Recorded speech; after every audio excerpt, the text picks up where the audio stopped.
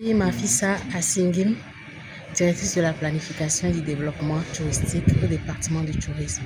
C'est la planification des activités du département et également des activités de développement touristique.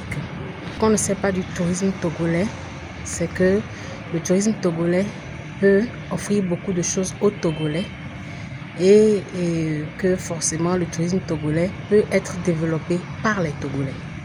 Le tourisme est un secteur qui se nourrit de la culture et nous savons que partant de la culture, le sentiment de patriotisme est très renforcé.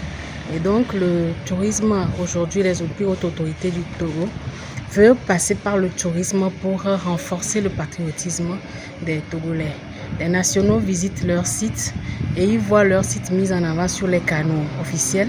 Ça renforce le sentiment de fierté nationale et ça développe le patriotisme. Et aussi, le tourisme favorise le brassage entre les cultures. Quand on découvre ce que l'autre fait chez lui, ça donne une certaine ouverture d'esprit et tout ça participe au développement des communautés. La région des Savanes regorge de plusieurs potentialités touristiques qui sont d'ailleurs assez connues. Et nous avons les greniers de grottes de Nok et de Namdjoga. Nous avons les peintures rupestres de Tandjoa. Nous avons aussi des peintures des grottes à l'Otogu qui sont peut-être moins connues mais très bien préservées et qui constituent des curiosités qu'on peut visiter. Et au-delà, nous avons la mare aux hippopotames, le barrage. Nous avons la mare des Caïmans. Nous avons plusieurs potentialités et ajouter à la culture, aux manifestations culturelles, au mode de vie des populations de la région des savanes.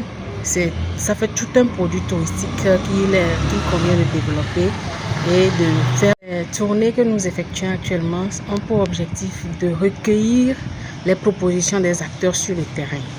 Si par exemple un acteur décide de faire une action en faveur de la promotion touristique lors de la Semaine nationale du tourisme, il nous communique son offre et le ministère fait une publicité autour de cette offre. On prend l'exemple d'un site. Si le site est sous la gestion de la mairie décide de faire un abattement sur les frais d'accès à ce site pendant cette semaine. Nous communiquerons assez sur cette opportunité qui est offerte aux populations locales et comme ça pousse les gens à aller vers les sites. Donc c'est l'idée en fait. Et c'est à la fin, quand on aura compilé toutes ces offres, on va maintenant voir avec les autorités locales qu'est-ce qu'on peut faire et si les gens plus militer ou bien des gens plus faire des propositions dans le sens des expositions, on choisira un site avec les autorités locales où il y aura une exposition.